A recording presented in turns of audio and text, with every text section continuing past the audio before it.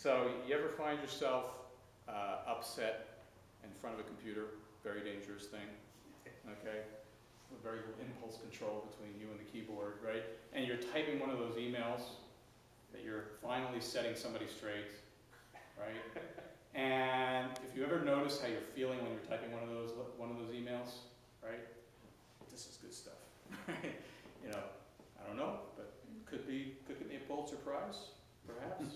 It's right on the nose, perfect. Now, if you are fortunate, you have this thing called the drafts box, and you saved it as a draft, right? If you are of the less fortunate type, you hit the send button. And we have another box called the send box. Either way, you get to come back the next day. And you're all proud of what you did, maybe, maybe not, but you take a look. Have you ever taken a look? Anybody ever taken a look at what they thought was a brilliant idea? 5 minutes later, a day later, a week later, and literally, right, if it was in the drafts box, you're thanking God, right? If it's in the sent box, you're calling Southwest Airlines to figure out where you can escape to, right? You're free to move around the country. Look, they got me. Madison Avenue. This is the problem with thinking a lot when you're in a low state. This is the problem of having way too much respect for your thinking and having very little respect for the feeling that you are in, okay? The thinking is completely unreliable. When I am in a low state, in a low place, I can argue my case in front of the Supreme Court, I guarantee you. I mean, I've got all the logic in the world. It's very logical, okay? It's just very distorted. One of my favorite stories is about a guy who gets a flat tire in front of an insane asylum, okay? And he's busy changing the tires, he puts the bolts down on the ground, puts the new tire on, just about ready to put the new bolts on. Car drives by really close. The bolts get scattered. Doesn't know where any of them are. And there he is with a tire, no bolts. All of a sudden he looks up, he sees one of the inmates from the insane asylum is looking out the window, and he says, you know, psst. So he looks up curiously. The inmate says to him, take a bolt off of each of the other 3 tires. Wow, pretty smart. So the guy starts doing it. He looks up and he says, wait a second. He says, that's actually really smart. He says, I got a question for you. What are you doing in the insane asylum? So you know what the guy says? He says, I may be crazy, but I'm not stupid. That's us. Okay? We may be crazy, but it doesn't mean we're stupid. We're brilliant when it comes to rationalizing and coming up with all sorts of reasons why what it is that we see is absolutely the truth. We can argue it all day long. We have no concept of how to evaluate our thinking a good amount of the time. If you're going to go look into thinking, it looks good. And that's the reason why you're in a low state, by the way. The only reason you're in a low state is because the low state thinking looks really good. If it didn't look good, it wouldn't do anything to you. We only bring thought to life that doesn't look like thought. We bring thought to life that looks like real stuff. You know what I'm saying? We all get silly thoughts sometimes, you know. I wonder what it would be like to drive into oncoming traffic. You know, you get some stupid, you look over the window, jump, you know, you look at, jump. That's just silly. You don't jump, right? If you're going to bed at night, and all of a sudden you look at the closet and you go, I wonder if somebody's in there behind the clothing. Okay, now if you, okay, I don't do this, by the way.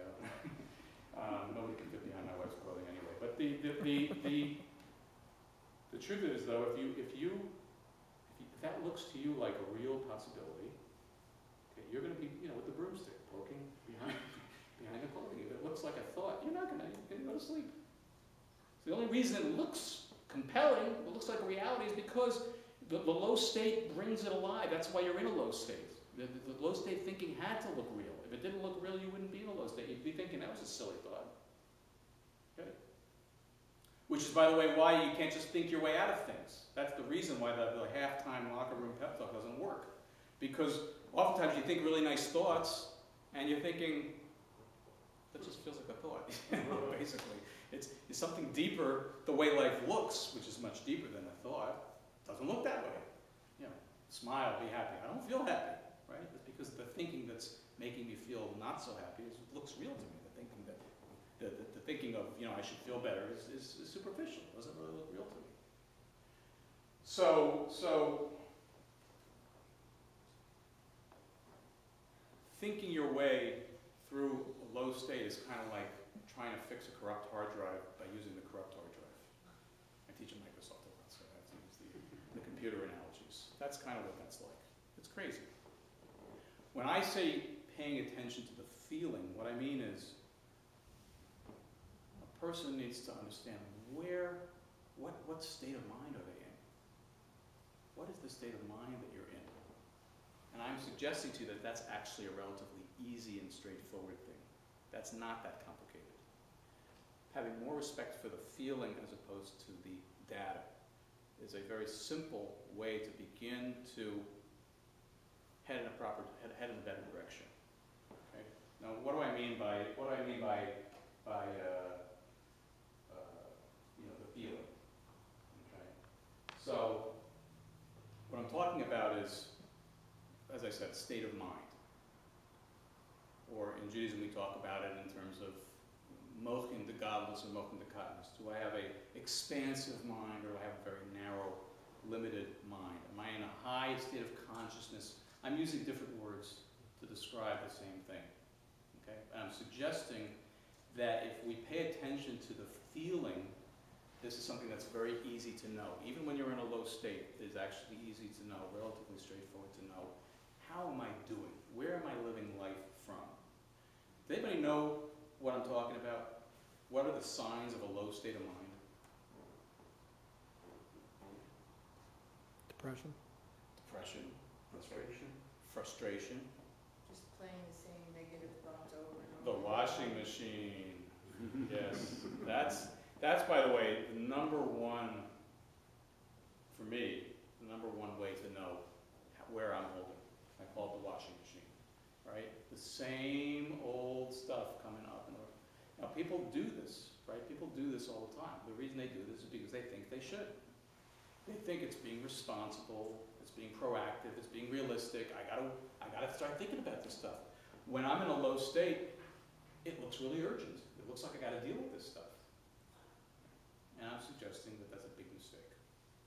But these are all, any negative anger, frustration, depression, the sense of I'm limited possibilities, right? When I'm in a low state, life seems kind of limited.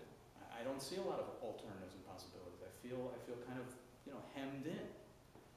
Interestingly enough, when I'm in a higher state of mind, all of a sudden I see possibilities. And once again, it has nothing to do with change out there. It has nothing to do with the different situation. When my state of mind goes up, nothing changes out there. All of a sudden, what looked to be a very challenging, very difficult, depressing situation, all of a sudden it looks like an interesting challenge. Right? It happens like that. That's the difference between a low and a high state of mind.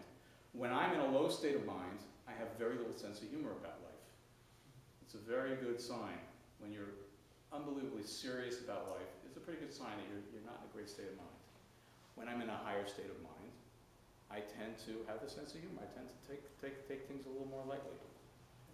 When I'm in a low state of mind, I'm not feeling very compassionate. I'm pretty judgmental. Okay, when I'm in a higher state of mind, I have a lot more compassion for people.